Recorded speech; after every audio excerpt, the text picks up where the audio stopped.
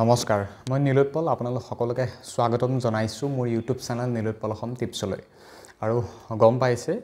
আমাৰ এডমিট কাৰ্ডসমূহ ইতিমধ্যে অহাৰ আৰম্ভ হৈ গৈছে এডিআৰই আহি গ'ল ইন্টাৰভিউ হ'ব 15 ছেপ্টেম্বৰত আৰু 20 ছেপ্টেম্বৰ তাৰিখে আসাম পুলিচৰ এডমিট কাৰ্ড মুকলি কৰা হ'ব বুলি আজি প্ৰায় 3 দিন মানৰ আগতে মুখ্যমন্ত্ৰী মহোদয়ে কৈছিল কেণ্ডিডেটে সোধোতে বা 20 ছেপ্টেম্বৰত এডমিট কাৰ্ড আহিব আসাম পুলিচৰ ইন্টাৰভিউ 3 অক্টোবৰৰ পৰা ষ্টাৰ্ট হ'ব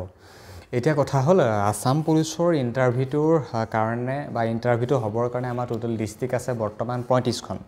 কিন্তু 35খন ডিস্ট্ৰিক্টত 35টা ভেনু বা 35খন ডিস্ট্ৰিক্টৰ ইন্টাৰভিউ 3 অক্টোবৰৰ পৰা ইন্টাৰভিউটো ষ্টাৰ্ট কৰাটো একেবাৰে অসম্ভৱ কাৰণ এই 35খন জিলাৰ ৰিটেন টেষ্ট নহয় এই 35খন জিলাৰ ফিজিক্যাল হ'ব কিমান ভিৰ হ'ব গতিকে ফিজিক্যাল মেইনটেইন কৰাটো এছএলপিআৰবি কাৰণে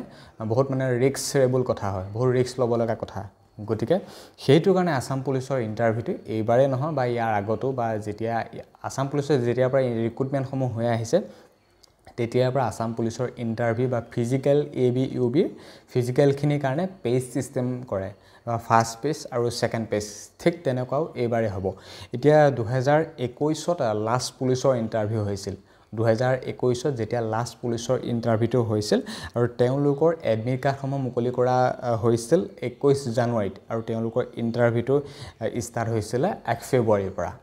1 ফেব্ৰুৱাৰীৰ পৰা ইন্টাৰভিউ ষ্টাৰ্ট হৈছিল আৰু এডমিট কাৰ্ড মুকলি কৰি দিছিল 21 জানুৱাৰীত মানে 10 দিনৰ আগত আৰু এইবাৰ ঠিক তেনেকুৱাই হ'ব 20 ছেপ্টেম্বৰ আশে-পাশে এডমিট কাৰ্ড দিব 3 অক্টোবৰৰ পৰা আসাম পুলিচৰ ইন্টাৰভিউ হ'ব আৰু ডেট চেঞ্জ কৰা নহ'ব এটা এই কথাখিনি গম পালে কিন্তু এটা মেইন কথাটো হ'ল হয়তো থাম্বনেইলখন চাই ভিডিওটো ক্লিক কৰিছে বা এই কথাটো জানিব হয়তো ইচ্ছা প্ৰকাশ কৰিছে যে 15খন জিলাৰ ইন্টাৰভিউটো ফাৰ্ষ্টে হ'ব বা সেই 15খন জিলাৰ বা কোন কেইখন জিলানো পৰিব সেই 15খন জিলাৰ ভিতৰত কি ঠিক আমাৰ জিলাখনো পৰে নে কি ঠিক তোমালোকৰ জিলাখনো পৰে নে বা নামসমূহ এতিয়ালৈকে হয়তো গম পোৱা নাই সেই 15খন জিলাৰ ভিতৰত কোন কেইখন জিলা পৰিব ফাৰ্ষ্ট ইন্টাৰভিউ মই কৈছো ইন্টাৰভিউটো ঠিক আগৰ দৰে হ'ব ফাৰ্স্ট পেজ আৰু সেকেন্ড পেজ ফাৰ্স্ট পেজত প্ৰায় 15খন জিলা মানৰ ইন্টাৰভিউটো হ'ব আৰু সেকেন্ড পেজত প্ৰায় 20খন মান জিলাৰ ইন্টাৰভিউটো হ'ব কিন্তু ইয়াৰ আগৰ সূত্ৰ অনুসৰি ফাৰ্স্ট পেজৰ ইন্টাৰভিউৰ কাৰণে ডিস্ট্ৰিক্টসমূহ তেওঁলোকে এনেকৈ দিছিলে অফিচিয়েল হয় দেখিছা নোটিছ ওলাই আছে 2021ৰ আৰু এবাৰ ঠিক তেনেকুৱাই হ'ব ফাৰ্স্ট পেজ আৰু সেকেন্ড পেজ কাৰণ প্ৰত্যেক ডিস্ট্ৰিক্টত মানে ইন্টাৰভিউ হ'ব কাৰণে যেহেতু নোটিছ গৈছে প্ৰত্যেক জিলাই গতিকে ইমান এটা যেহেতু ভিৰ হ'ব এটা কথা হ'ল ফাৰ্স্ট পেজ আৰু সেকেন্ড পেজ হিচাপত যেহেতু ইন্টাৰভিউটো হ'ব বা ইয়াৰ আগতে যেহেতু হৈছিল এতিয়া এই ফাৰ্স্ট পেজত থকা ডিস্ট্ৰিক্ট কেইখন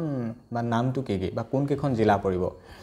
প্ৰথমতে মই সেই আগৰ সূত্ৰ অনুসৰি মই সেই ডিস্ট্ৰিক্ট কেইখনৰ নাম কৰিছো বা নাম মই কৈছো আজি ভিডিওটোত হয়তো এই কেইখন জিলাৰো এবাৰ ঠিক তেনেকুৱাই হ'ব ফাৰ্স্ট পেজত অফিচিয়েল নটিফিকেশন হয় 2021 বৰ্ষৰ লাষ্ট তেতিয়া পুলিচৰ ইন্টাৰভিউ হৈছিল আৰু এতিয়া হ'ব ফৰেষ্টৰ কথা বেলেগ আৰু এটা কথা হ'ল সেই ফাৰ্স্ট 15খন জিলাৰ ভিতৰত প্ৰথম আৰু সেই 15খন জিলা হৈছে বজালী বঙাইগাঁও বিশ্বনাথ চৰাইদেউ চিৰাং দৰং ধুবুৰী কামৰূপ মেট্ৰ কামৰূপ ৰুৰেল তাৰপা কৰিমগঞ্জ মৰিগাঁও শিৱসাগৰ শোণিতপুৰ ওদালগুৰি এই 15খন জিলাৰ ইন্টাৰভিউটো হৈছিল ফাৰ্স্ট পেজত আৰু সেকেন্ড পেজত যিকেখন জিলাৰ নাম কোৱা নাই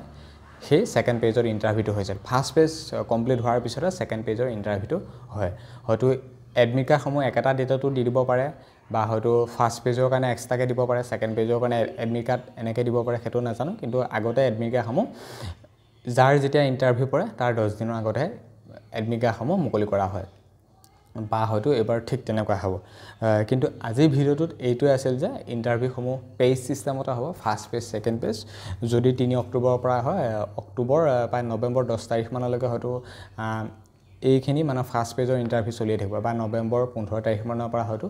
সেকেন্ড পেজৰ ইন্টাৰভিউসমূহ চলি থাকিব পাৰে মানে গোটেই ডিসেম্বৰ মাহলৈকে এবিইউবি হওক কামাণ্ডাৰ হওক বা এসআই হওক গোটেই ফিজিক্যাল টেষ্টখিনি চলি থাকিব হয়তো ডিসেম্বৰ লাষ্ট বা জানুৱাৰী মাহতহে ৰিটেন টেষ্টটো হোৱাৰ সম্ভাৱনা আছে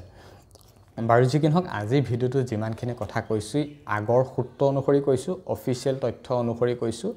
কোনো ধৰণৰ নতুনত্ব বা হিচাপত একো এড কৰি কথা কোৱা নাই আগতে যেটো হিচাপত হৈছিল হয়তো এবাৰ ঠিক তেনেকুৱা হ'ব 15খন ফাৰ্স্ট বাকি 20খন লাষ্টে সেইটো হিচাপত আৰু যি কি নহওক যাৰ যেতিয়াই হওক নহওক কিন্তু প্ৰিপেৰেশ্যনসমূহ ভালদৰে কৰি থকা এডমিট কাৰ্ডসমূহ আহিব মুখ্যমন্ত্ৰী মহোদয় বা মামাই কোৱা মতে 20 ছেপ্টেম্বৰ তাৰিখে এডমিট কাৰ্ডসমূহ মুকলি কৰা হ'ব বেছি দিন সময় নাই